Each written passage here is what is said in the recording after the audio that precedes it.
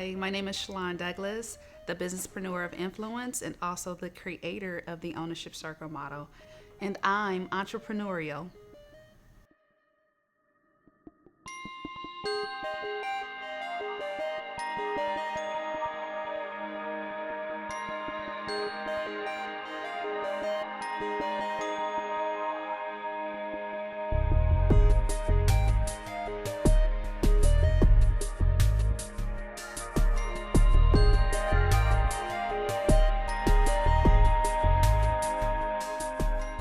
It started at the age of 10 when both my parents worked the graveyard.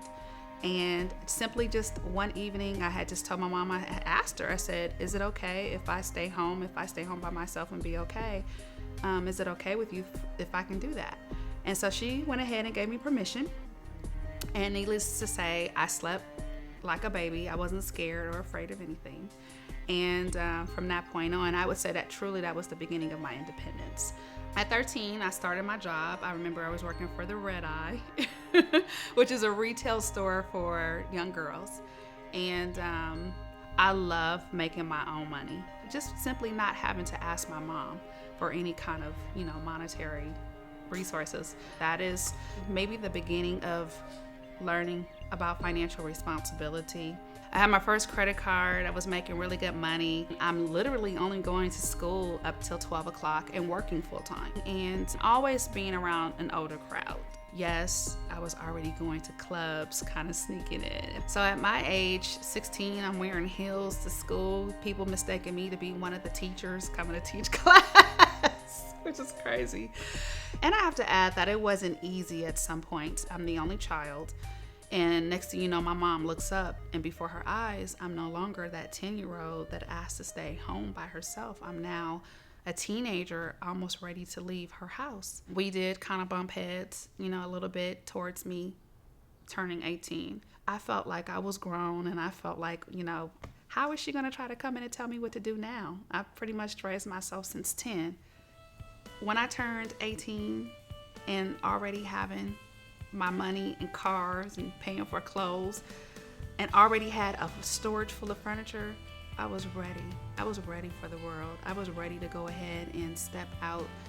So I remember being introduced to the real estate business, and I'd never heard of real estate, but after I was told how much money I can make, I'm thinking, oh wow, tell me more about this. How does this work? So I had good people around me to introduce me into the game. And really, to be honest, that was the beginning of the next chapter in my life. That is what started my true independence. At the age of 19, they're actually coming to me and saying, Shelon, have you ever thought about getting into real estate? And I'm thinking to myself, real estate? No.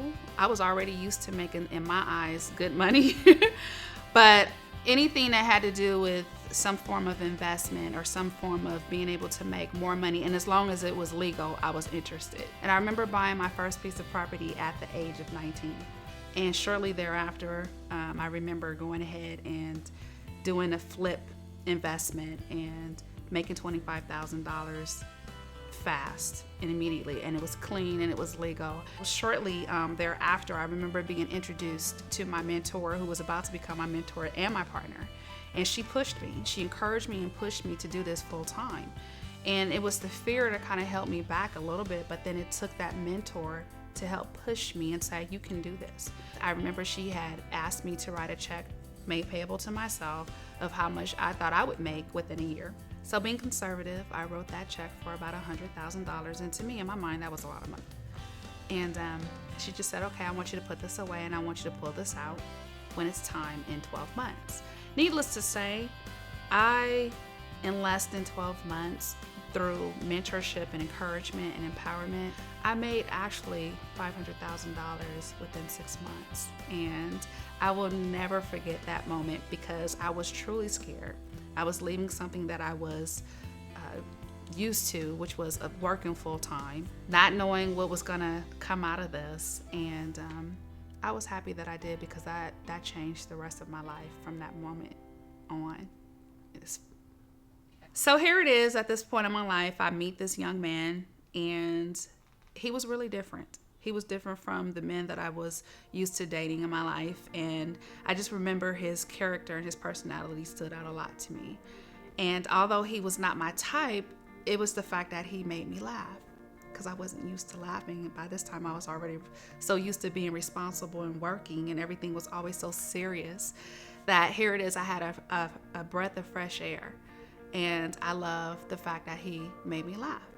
And so we wind up having our son together and wind up getting married about 2 years after that. And then we came to have another child in our lives, which is my daughter.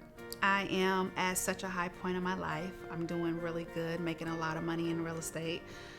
Decide that I want to open up my own mortgage firm at this point. I got 2 babies. I'm able to take care of my kids, my family, support, have plenty of money in the bank. Have no debt, have cars, home, I have everything that a person would want. I will never forget closing 3 deals and making about $50,000 in just one day. But still at the same time, I enjoyed what I did. So I never really looked at the money first anyway, but it was always such a great reward to know that I did what I enjoyed doing, and I got paid very well for doing it. I recall when I started my business, I just started with a 2-man operation, which was just me and my assistant, and I grew that from a 2-man operation to a 5-office firm. So I actually had a total of 5 offices, from the ground floor all the way up to the high rise to the 15th and 16th floors. I felt like, oh gosh, I could conquer. I can do bigger and better. I can go beyond California. I can be a broker, a licensed broker throughout the entire country, United States of America. I was trying to be that next Countrywide or Lehman Brothers, one of the giants. And I was certainly on my way to accomplishing that. And it wasn't always great. I had challenges with my spouse at the time, being a woman and being the breadwinner of the house, because at that time real estate was just such a successful industry to be in that I was the breadwinner. I was the one that was holding up all the ends. I mean, he was supportive at some point, but then at another point, things kind of started to take a turn, slowly but surely, but it still took a turn of having to face some of the challenges of being a breadwinner of the house, such as, can I get permission, sarcasm, or maybe some, manipulative gestures to kind of attack my will or attack my character or judgment or things like that. For a long time, I felt like I needed to try harder. I needed to do better. I needed to satisfy my spouse. I wanted him to be proud of me as well. And, it just got to a point to where it started to take its toll over some years. I mean, it didn't happen all at once, but it didn't feel good. It hurt. It hurt to know that, here it is, I'm working 16 to 18 hours, in the office and coming home and being asked, so what are we having for dinner? I recall around 2005 starting to get prepared for the real estate business to kind of start slowing down, and but no one knew that the real estate industry was about to implode. Let me kind of paint a picture for you. It got to the point to where it was getting hard to keep up with the rent. It was getting hard to keep up with payroll. And then all of my assets and all of my investments were in real estate. That's all I knew. At the same time, in my personal world, my marriage is starting to take a dive also. And I was starting to get really, really scared. It got to the point to where I just couldn't do it. It was either I was going to drown. I mean, if the big giants were falling, I was just a little fish in the pond. So it got to a point in my life where I had to make some decisions. I had to make some choices. They were not going to be the easiest ones, but it was either I chose to walk away or I was going to get swallowed up anyway. All of my worlds around me were falling apart. My marriage, my business, my personal relationships. I didn't have any friends because I was so involved in my own personal life. What was I going to do from here? And I felt lost. I remember being suicidal. I remember thinking to myself, there was nothing else to live for. I was having some very serious health conditions as well. Not knowing if I'm having a heart attack, going back and forth to emergency room and hospitals, being hooked up to the EKG machine, getting checked out, just losing hair, having hives come out all over my body, up to my face, just stress, sick, suicidal, depressed. Oh gosh, you name it. I was all of it. Didn't share that with anyone. I didn't tell anyone the kind of thoughts that were going through my mind. I felt horrible by having other people's livelihoods in my hands, and I was always that fix-it person. I was always that, I'm going to help you get on your feet. I'm that rainmaker. And then here it was, the rain was just pouring down on me. I was no longer a person in that position. And I took that very, very hard. I take it very serious when people come to me and say things of how unhappy they are, or to me, I don't ignore those kind of things, because whenever you have someone that's not happy and they don't really want to talk about it, that's when you should really reach out and help someone.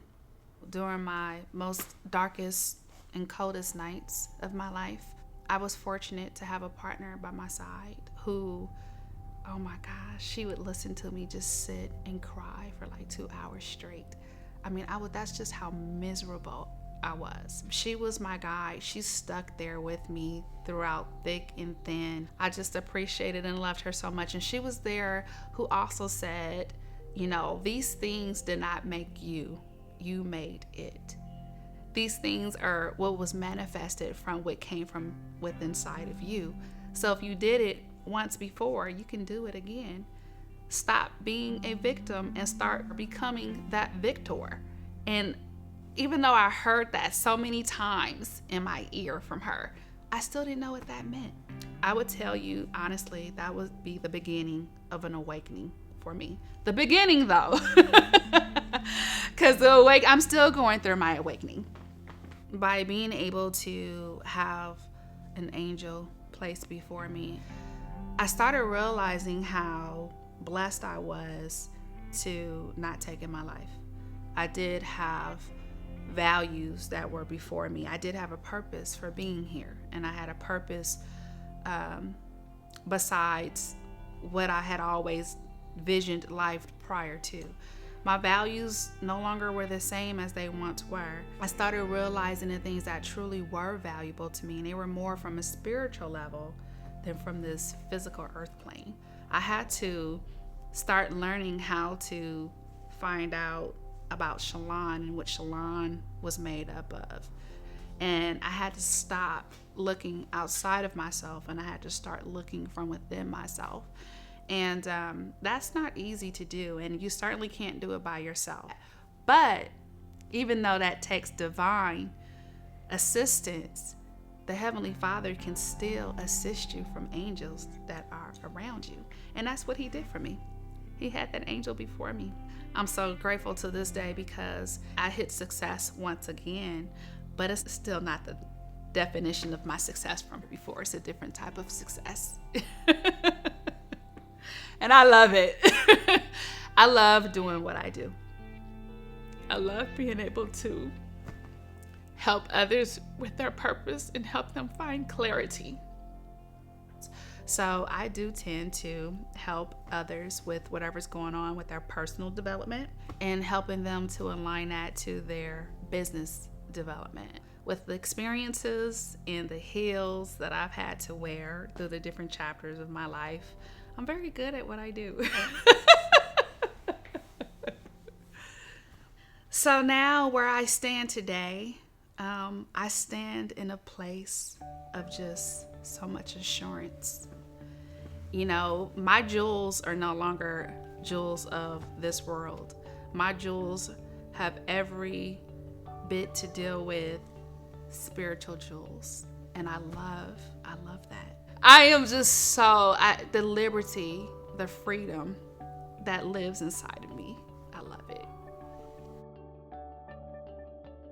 If you're ready, then I'm ready to help you go forward. Because again, life is what you make it. So let's stop with the excuses and let's get started. Success is waiting on you.